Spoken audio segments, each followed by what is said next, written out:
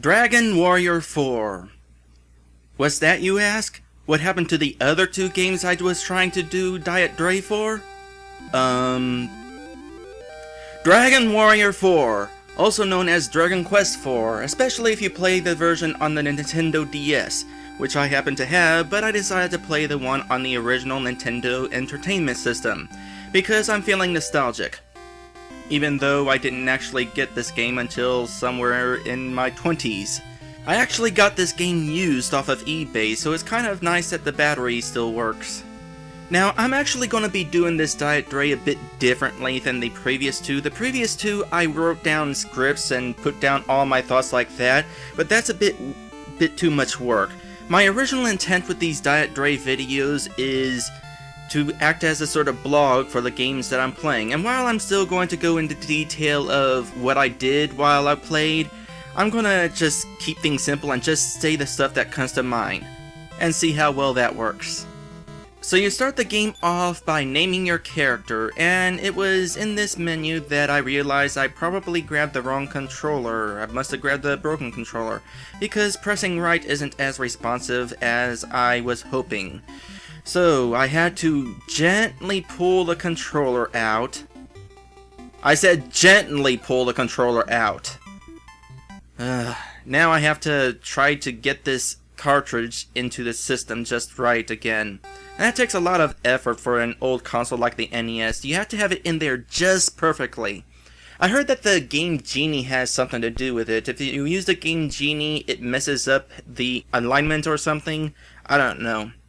But anyway, I got it working again, and as it turns out, the other controller is even worse.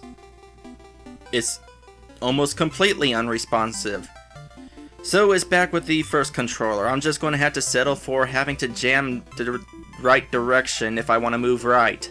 Old consoles.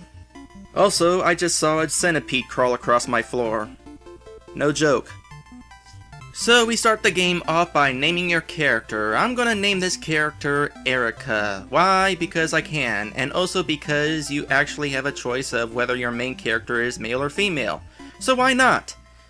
However, your game does not actually start off with your main character. Instead, the first chapter of the game stars you, Ragnar, even though you're supposed to be whoever your character was that you named. Whatever. So the story goes that there are children becoming missing, and you and a bunch of other soldiers are tasked to find out what the heck is happening to the children. And when you try to start talking to people, it's here that you find out just how old and archaic this RPG is. Because you have to go through a menu to do everything. Want to talk to somebody? Open the menu and choose talk. Want to search a dresser? Open the menu and choose search. Want to open a door? Open the menu and choose door. Well, at least it's not like the first Dragon Warrior game where you actually had to choose stairs in order to use stairs. So after exploring the castle, you head outside, and that's actually a pretty cool door effect for the NES.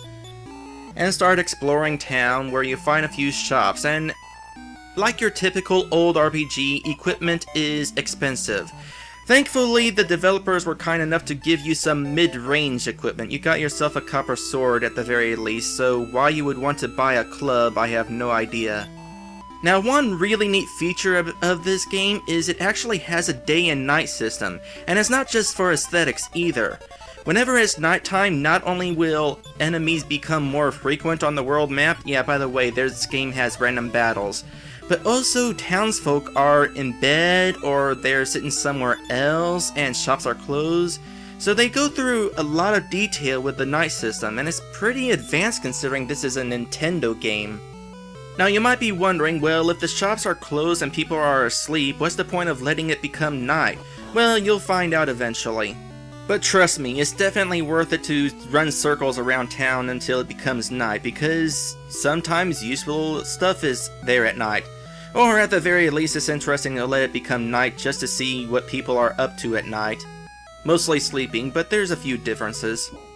Speaking of night, sometimes different monsters come out at night.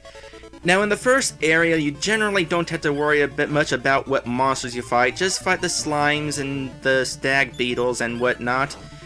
Your typical strategy is to go after whatever enemy you can beat the fastest.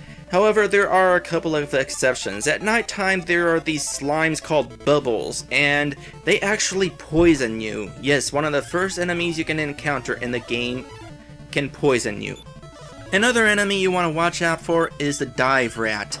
These guys aren't too strong, but they have the ability to call in more dive rats into battle, and I actually almost died because of this once. Anyway, once you finish exploring the castle town, just head up and follow the trail to a cave. Go through the cave, pick up some treasure while you're there.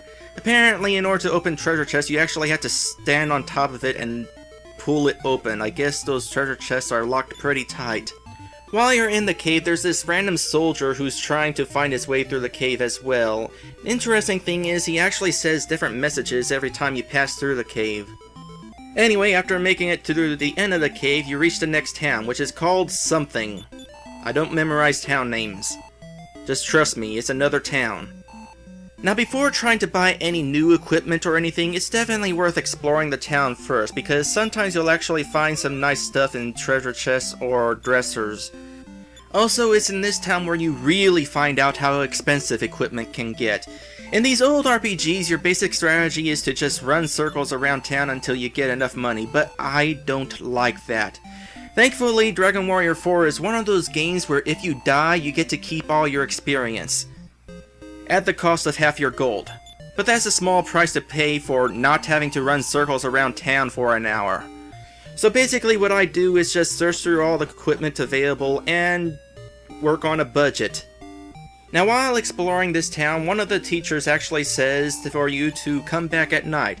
And this is an instance where nighttime is actually useful, so head outside town, run circles around it. By the way night works, it doesn't pass automatically. Rather, time passes whenever you take steps. If you stand still, time doesn't pass. So you're going to have to go through some encounters in order for it to become nighttime. But that's okay, it gets you a little bit of extra money. Heading back into town at night, the principal there tells you that the kids might know something. One kid mentions this guy who is in the jail named Alex.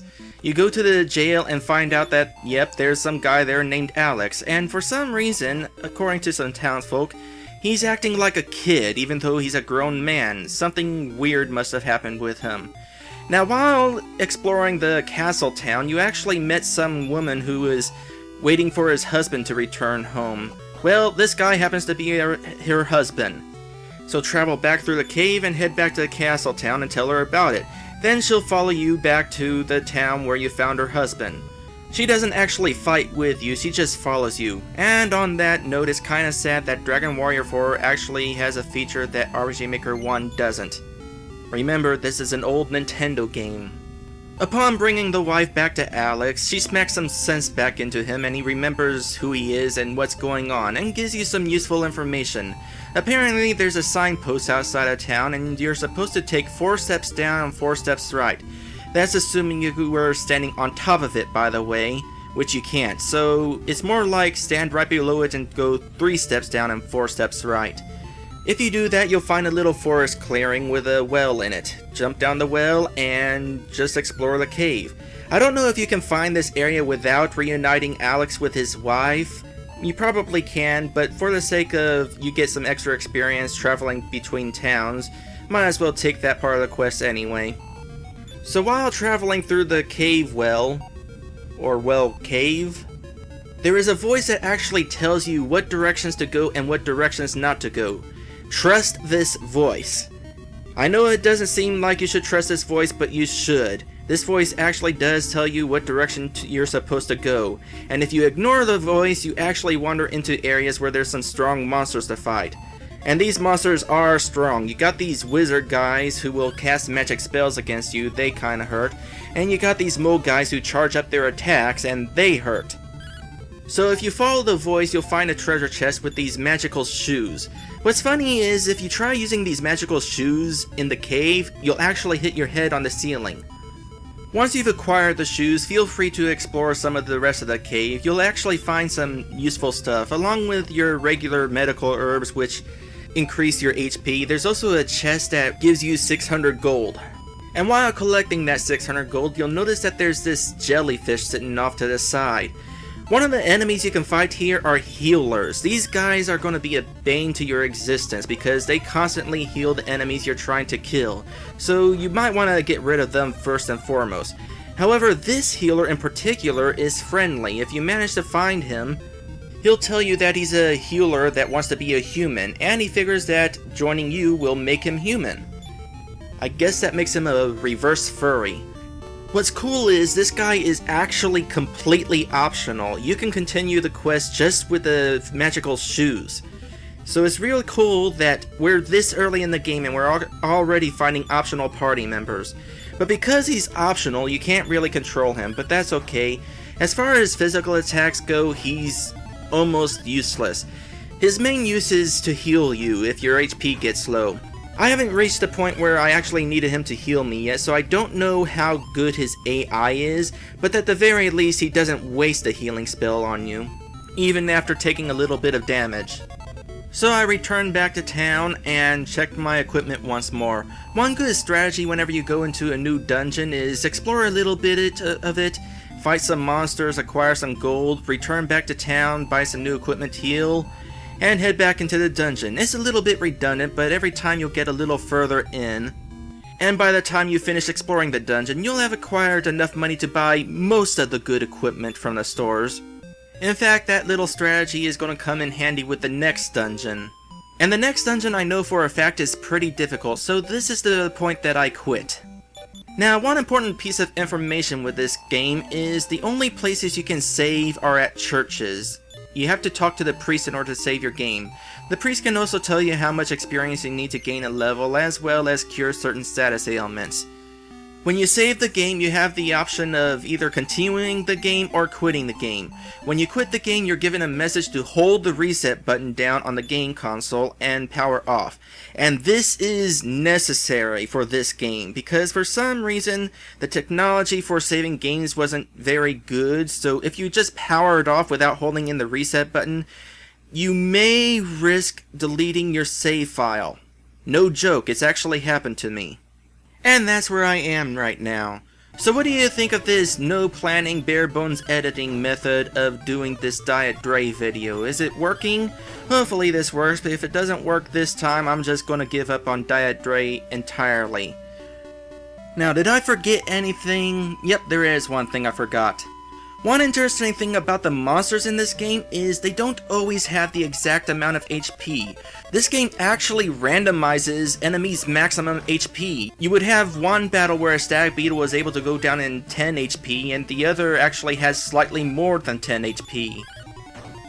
It's kind of an interesting feature, but it's so random I get the feeling that the developers of Dragon Warrior 4 were just being show-offs.